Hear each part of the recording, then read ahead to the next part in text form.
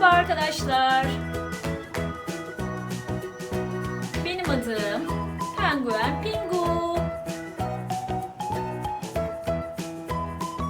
Şimdi size biraz kendimi tanıtayım.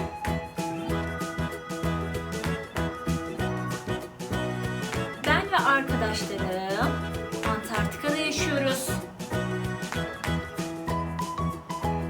Ben buzların üzerindeyken hiç üşümem. Çünkü çok kalın bir derim var.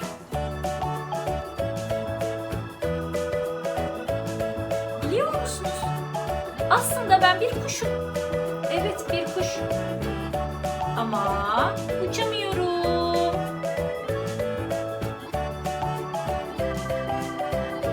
Paytak paytak yürürüm. Siyah beyaz renkteyim. Bir de karnım üzerinde kaymayı çok severim.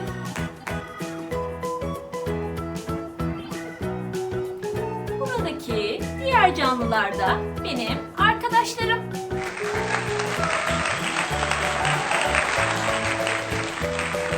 Biz burada deniz altındaki balıklar ve kabuklularla besleniriz.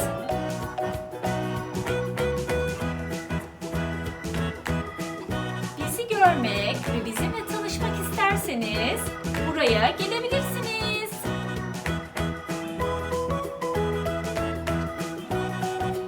Tanıştığımıza çok memnun oldum arkadaşlar.